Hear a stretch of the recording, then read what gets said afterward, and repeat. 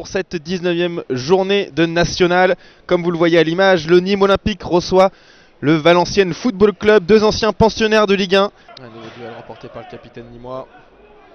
Mauvaise compréhension au milieu de terrain de Valenciennes, et c'est Mehdi Benedini qui récupère ce ballon. Elle est belle cette ouverture pour Jonathan Mexique, laissé seul. Salman El Amri qui est en position de frappe. La frappe croisée, la parade de Mathieu Michel, la récupération de Jonathan Mexique qui n'arrive pas, ou plutôt qui redresse trop ce ballon qui s'envole au-dessus des cages de Mathieu Michel. Quelle action des crocodiles! Directement sur Dibassi. Allez, Doukansi qui a réussi à jaillir avec une nouvelle opportunité. Est-ce qu'il va y aller tout seul? Non, il préfère l'option. El Amri qui essaie de se remettre sur le pied gauche. La frappe croisée, ça repasse dans l'axe. Et le but d'El Amri refusé pour une position de hors-jeu. C'était Oussama Abdeljelil qui avait réussi à se défaire de son défenseur sur ce jaillissement de Brahima Doukansi. Ça remue un peu dans la surface de réparation. C'est Camblanc qui va se charger de ce coup franc. Ça traîne, la barre transversale sur cette tête du numéro 27, Mathias Oyebouzi. Après sa défaite à 1-0 il y a une semaine à Valenciennes, l'US Orléans 3e veut rebondir à domicile face au FC Rouen 13e, qui n'a toujours pas connu la victoire en 2025. C'est une bien belle affiche que nous allons vivre ici au stade de la Source pour le compte de la 19e journée de National.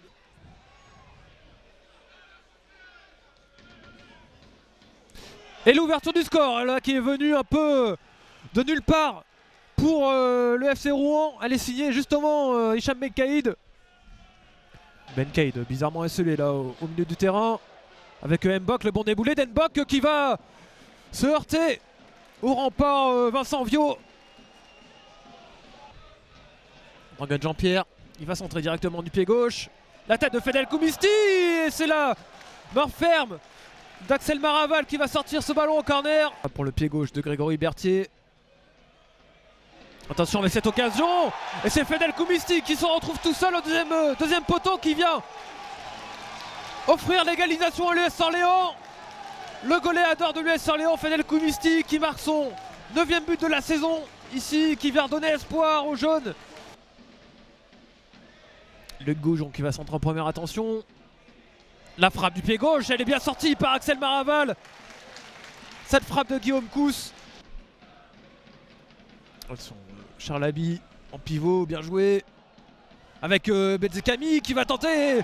Charles Haby qui revient pour pousser le ballon au fond des filets, permettre au FC Rouen de mener 2-1. Benkaïd, attention, il entre dans la surface de réparation et il va être heurté à Vincent Viau. Il va avoir une deuxième tentative et il va inscrire ce 3e but pour le FC Rouen.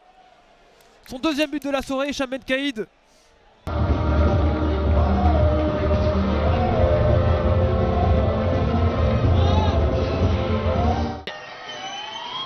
De l'US Concarneau. Corner au cœur de cette surface. La tête au premier poteau, elle avait été déviée. Et l'ouverture du score, elle est pour l'US Concarneau. Jocelyn Gromat qui signe son arrivée pour son 2e match avec un but dans son nouveau club. Son dernier, c'était au mois d'avril avec Nancy. Avec Rouet, Mouton encore, Nsimba. C'est très bien joué là de la part des Aubagnais. Il y a El Kadouri sur le côté gauche qui va pouvoir frapper. C'était parfaitement emmené. La sortie d'Esteban Sales paraissait même un peu long. Domine depuis de nombreuses minutes, mais qui n'arrive pas à trouver de solution. Il y a eu 2 très grosses occasions et Concarneau qui peut donc jouer en contre. Avec le bon retour d'El Kadouri, il n'a pas fait faute. Kill qui peut trouver Gromat à gauche. Attention, le buteur qui va se présenter face à Gilles. Il n'est pas sorti, Gilles. Et le buteur, eh bien il voit double, tout simplement. Jocelyn Gromat, le doublé pour des débuts idéaux. L'entrée des deux équipes, Nancy face à Versailles dans quelques instants. Dabas dos au jeu, attention à la qualité de centre de Julou, préfère rejouer, recombiner avec Dabas. Sur son pied gauche, la bonne remise, Dabas en 2 temps. Ah, il s'est mis sur son pied, Cher Touré, signalé en position de hors-jeu. Sans froid dans les relances franciliennes. Ozumo, voilà ce qu'on attend de lui en partie. Chateau. C'est déviation pivot Ben Brahim. Chateau. Mbemba qui est souvent seul au 2e poteau. Et Bagdadi, Mbemba, l'ouverture du score pour le FC Versailles. Contre toute attente, 26e minute de jeu, 1-0 pour le FCV.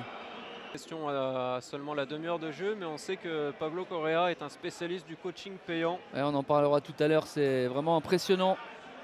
Quelques chiffres à vous donner en deuxième mi-temps. Tout à fait. Ozumo, un bon ballon pour Bagdadi. Bagdadi, Bagdadi, le pied gauche, c'est imparable et c'est parfait pour le moment. La partition récitée à merveille par le FC Versailles, ça fait 2-0 pour les Versaillais. Camara, il est dépossédé et c'est Bagdadi qui va se présenter pour le 3-0. Bagdadi, et cette fois-ci c'est Sourzak qui remporte le duel, mais c'est pas terminé. Ben Brahim. C'est bien tiré, le coup de tête de Saint-Ruf et c'est directement sur la barre transversale. Gilou. À double tranchant. Daouche. Centre pour Dabas, la bonne occasion avec ce ballon encore une fois pour Gomel. Benjamin Gomel, ça ne pouvait venir que de lui. Benjamin Gomel qui vient réduire l'écart de buts 1 alors que ça s'embrouille dans les buts. Et en tout cas Nancy qui revient à un but de son adversaire. Camara avec un bon appel sur le côté droit. Sidibé qui va être servi et le tacle, ça joue toujours pour Sidibé. Sidibé, Cher Touré. Et Calvé, parfait. Presque peut-être, on verra sur le ralenti, un peu trop altruiste à mon avis, Sidibé.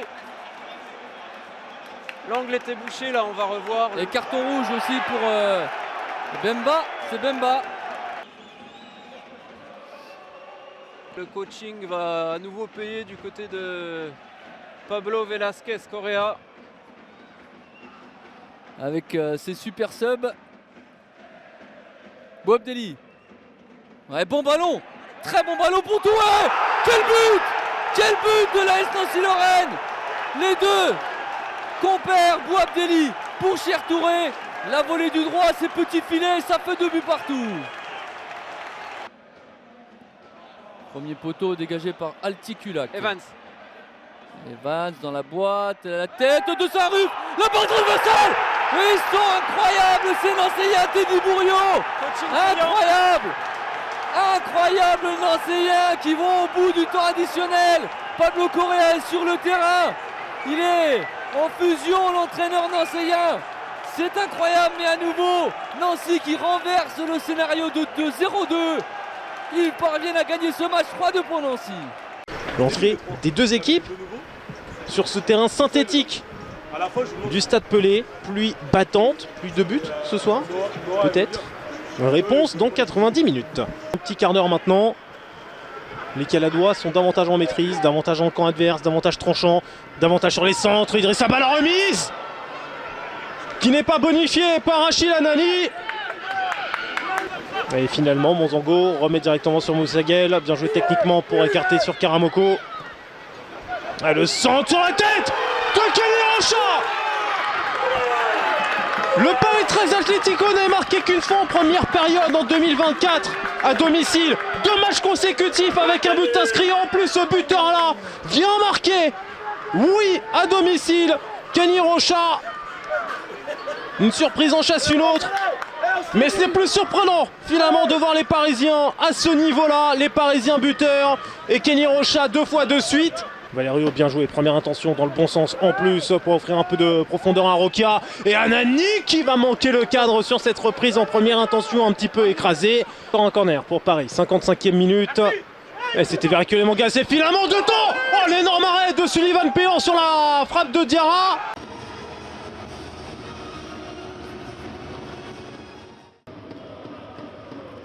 Avec Lubao. Est-ce qu'il va pouvoir rester sur son pied droit? C'est bien fait, une première fois, une deuxième fois, il continue. Lubao encore avec le ballon, magnifique, avec la tentative de frapper, l'ouverture du score, pas de position de hors-jeu, indique l'arbitre. Le très gros travail signé de Lubao, magnifiquement fait et magnifiquement réalisé derrière par le collier. Ça fait 1-0 pour le FC Sochaux-Montbéliard. On l'a signalé, mais un premier contre, un deuxième contre, attention pourquoi pas avec la réaction pour les morceaux. Martin Rossignol qui va pouvoir armer, ça va peut-être revenir derrière avec Riblin. Est-ce qu'il va pouvoir donner ce ballon? Ça passe à côté. Quelle réaction de la part des morceaux, et Rabillard pas très loin d'aller marquer son premier but de la saison en championnat. Lubao qui va repasser derrière jusqu'à Mendes, le centre qui est loupé, ça va revenir quand même dans les pieds des Sochaliens. avec le centre, la récupération, la frappe et l'arrêt magnifique de Nicolas Kossik et l'enchaînement magnifique de la part de Corentin Jean. Finalement, ça n'a pas été très loin cette situation de contre. Parce qu'il y avait un très beau contre à jouer, des Monceaux qui prennent beaucoup de risques. Ouais. Et là, ils ont bien fait de prendre des risques. L'accélération de Riblin, le piston. Riblin qui va passer une première fois, Riblin qui va pouvoir donner le ballon avec la frappe et l'égalisation. C'est bon, c'est terminé.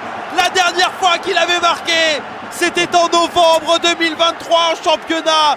Rabillard qui termine son compteur ce soir face à Sochaux. Ça fait un but partout. Qui met toujours 2 buts à 0 à Aubagne. 2 buts à 1 pour Rouen à Orléans, 1-0 pour le Paris 13, 0-0 Nîmes, 0-0 pour Cambrai. Et là, il n'y a pas de position de hors-jeu avec Armand Durdouillet. Ça va être arrêté par Nicolas Kossik. Il me semblait hors-jeu, mais... Pas de position de hors-jeu, en tout cas indiquée par l'arbitre. Il est pas trop mal tiré d'ailleurs. Touché au premier poteau, touché au second. Oh, j'ai cru qu'elle était au fond d'ici.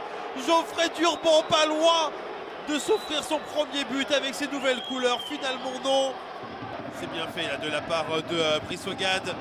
Et derrière peut-être, avec le face-à-face, il va y avoir quoi? Il va y avoir coup franc, ou est-ce qu'il va y avoir penalty? Il va y avoir carton rouge, ça c'est une certitude. Et sans doute pas penalty, j'ai pas le sentiment, c'était le dernier défenseur. On revoit le ralenti, l'impression qu'il était dans la surface de réparation. On revoit ça, mais quelle accélération! La faute, oh là là. Qui arrive dans ce stade, Marcel Vercher.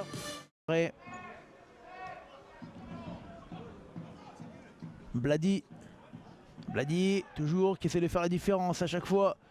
Comaré, le centre de Comaré, deuxième poteau. Oh, attention, la tête! Oh, quelle action! La tête piquée! Ce ballon, il y a un contre peut-être à venir pour Châteauroux. Est-ce qu'on va le jouer correctement avec Verzini? Verzini qui a été alerté sur le côté droit. Verzini qui va être Verzini dans son duel. Et il va accélérer Verzini, la frappe de Verzini, la parade de Charlie Jean, c'est pas terminé. Le ballon qui passe au-dessus, la frappe de Sajed Jebnoun. Aouladian qui a cherché Traoré, Traoré qui a fait la différence. Est-ce qu'il va pouvoir aller avec la conduite du ballon? Il y a un bon coup à jouer pour Traoré, encore, Traoré qui a la bissière, Traoré la frappe qui passe au-dessus, il avait la bissière qui avait fait. Matteo Comaré qui a pris le dessus, qui arrive à jouer. Magnifique ce ballon pour la Bissière qui peut passer. La frappe de Morel et l'arrêt de Konaté, probablement l'arrêt du match dans tous les sens du terme. Et oui, c'est terminé sur cette frappe de Jordan Morel, magnifiquement arrêté par Konaté. Le dénouement de la 19e journée du championnat national. Quevilly-Rouen Métropole accueille l'US Boulogne-Côte d'Opale. 8 points séparent les deux équipes avant le coup d'envoi. Il y a du feu dans les jambes côté Epailly. On le connaît bien dans la région. Il a fait un petit crochet du côté de Vire en National 3 à un moment donné de sa carrière. Isaac Chipamba, l'inspiration! Ça passe juste à côté, c'était Yankuba Jarjou cette fois-ci. De nouveau Théo Epailly côté gauche qui a pris de la vitesse. L'appui plein axe sur Abdelhaj Bouch. Le centre de Dembatia, mais la tête, le poteau rentrant, Corentin Fatou, première titularisation, premier but pour l'USBCO. Lui qui avait la lourde tâche de remplacer Thibaut Rambaud ce soir, lance parfaitement son équipe 1-0 face à QRM. C'est mieux, il récupère plus haut les ballons. Belkacem Daliamar, la frappe de Belkacem Daliamar et l'envolée signé Yannick Pandore. Trop parce que Diallo était parti dans le couloir, il y avait l'espace de mettre le ballon dans le dos du piston. Attention, Daliamar. Ah, c'est bien fait, Belkacem Daliamar, le centre en retrait, ça va revenir. Et Noah Adekalom s'est écroulé dans cette surface de réparation. Pas de pénalty, c'est terminé. L'USBCO s'impose sur la pelouse de QRM après 3 matchs nuls de suite. Les joueurs de Fabien Dagneau lancent parfaitement le mois de février et confortent encore un peu plus leur 2e place du championnat.